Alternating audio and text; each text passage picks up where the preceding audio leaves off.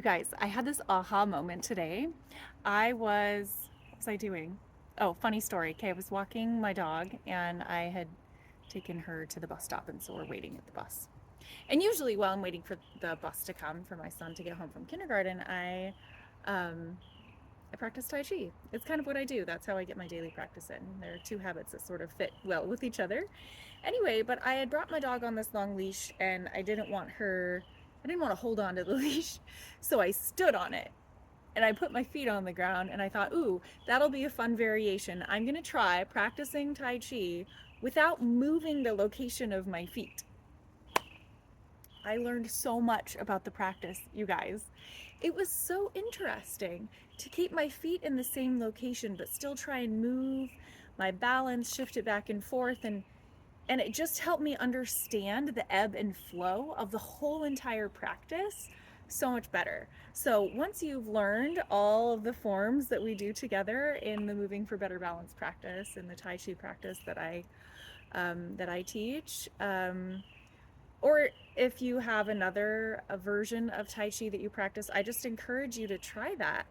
Try standing in one place and just see what happens as you shift your weight from side to side. See what kind of rhythm you find, because it all made sense to me. I understood the flow of it so much better as I stayed put with my feet standing on top of the leash so that my dog wouldn't run after a squirrel or a rabbit. So I could keep her anchored by the bus stop there. So anyway, um, I'll demonstrate what I'm talking about, because usually when we're doing our practice, we pick up our feet a little bit. We shift them over when we're doing hold the ball. Pick it up, shift it over, right?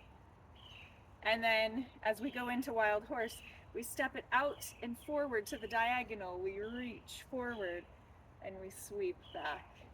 We pivot, step up, and then we reach out to the diagonal. So you kind of move around a little bit, usually. This is what we typically do. Notice the difference. When I stay put, when I keep my feet exactly where they are, I'm still gonna sort of like angle my feet differently, but I'm just gonna keep them where they are. It it becomes this sort of like, you know what it feels like is when you're holding a baby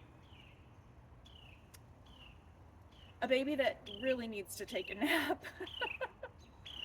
It's that natural rocking from side to side, and it becomes a little more intuitive, a little more meditative, a little more just sort of like, I don't know, simplified.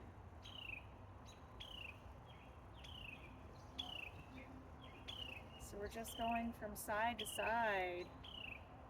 We're just shifting our weight, and the transitions between each pose become so much smoother and so much simpler, and it's more about the arm movement than it is about what your feet are doing. And it just becomes so much more like of a thoughtless practice, like thoughtless in a meditative way, like a good kind of thoughtless.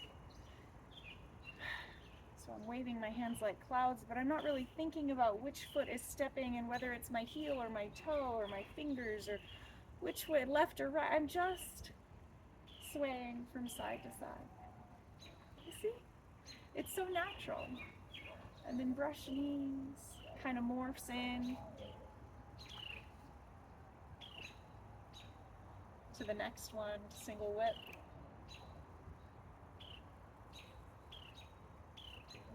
And fair lady. And the biggest difference of all is grasp the peacock's tail. Because you still have that ebb and flow, that sway from side to side, that riding the wave in and riding the wave out, but it feels different. You don't move that much. Grasp the peacock's tail, ride it in, ride it out, and hold the ball. Come to your center and close. So there's my aha moment of the day, my little Tai Chi lesson to inspire you to continue practicing, continue discovering, find your own meditation, your own space in this practice. I'd love to hear what kind of aha moments you have when you're practicing your Tai Chi, when you finally feel a connection to the practice.